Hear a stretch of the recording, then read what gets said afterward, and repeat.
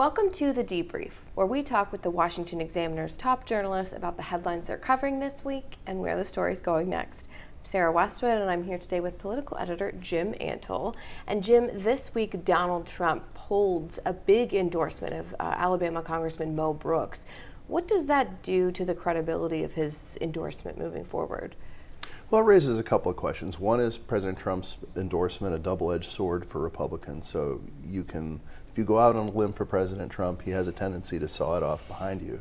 And Mo Brooks had to respond very forcefully to the retraction of the endorsement, had to really respond to how Trump characterized him as woke, got into some of Trump's apparent theories about how the 2020 election should have actually worked and what they could have done to rectify what he perceived as this grave injustice. Some of those theories are pretty much out of the legal mainstream. So you have to wonder, is this sort of a double-edged sword for Republicans who receive these endorsements because of the instability of the endorsements? The second thing you have to wonder, as Trump uses these endorsements to sort of demonstrate his continued hold on the Republican Party, you do see in certain cases where he's choosing candidates who are already likely to win. So what does that do to the actual candidates who may need his endorsements to pull them across the finish line? And Mo Brooks was definitely a candidate who appeared to be in this category. He started out looking viable, but he's been plummeting in the polls, and there was a recent poll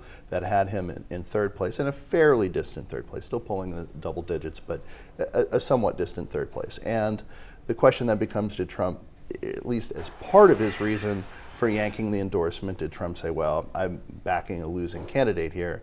We know Trump doesn't like losers, so is he now looking for a better horse to bet on? That then, though, raises the question of how influential are these endorsements if you're already picking the candidate who's likeliest to win? Switching gears a little bit, this week we saw the confirmation hearings for Judge Ketanji Brown Jackson for the Supreme Court. What were some of your takeaways from the lines of questioning that we saw from Republicans?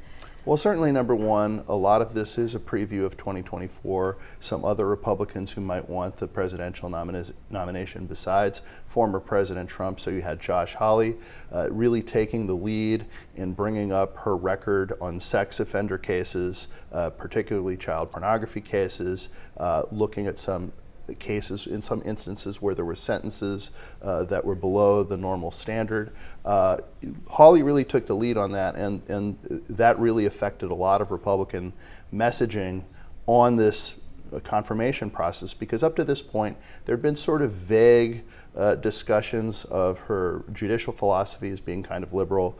There had been some talk about liberal dark money groups and her involvement with them, and also her involvement in the Harvard admissions case that's forthcoming because she's on an advisory board for the school. So all of those things had been mentioned, but there hadn't really been a focused, sharp attack on her prior to Hawley debuting the sex stuff. And that really, I think, was the big thing. But Senator Ted Cruz, who's also aspiring to a 2024 nomination and obviously ran in 2016, he was not to be outdone. He hammered her pretty hard. And Lindsey Graham, who's unlikely to run, certainly not viewed as a top-tier candidate if he did, however, has, historically speaking, been one of the last Republicans who's likely to vote for Democratic Supreme Court nominees. And he was pretty offhand with Jackson throughout his questioning of her, bringing up a lot of past mistreatments, in his view, of Republican nominees to the Supreme Court,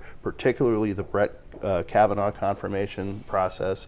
So there was, I think, a lot of it was really more aimed at future political aspirations than actually trying to derail this nomination. The odds of defeating her are pretty low. It doesn't affect the balance of the Supreme Court, which will still have a 6-3 conservative bloc advantage after she's confirmed, should she be confirmed. The only real way in which you could endanger her nomination is if you got to the point where Hawley's attacks made her toxic enough that, say, a Joe Manchin would think twice about voting for her. I don't think we're at that point yet, so probably didn't land a blow, but you got, not being able to define a woman, not being able to defend her sentencing in some of these cases, even if she was able to defend her record overall.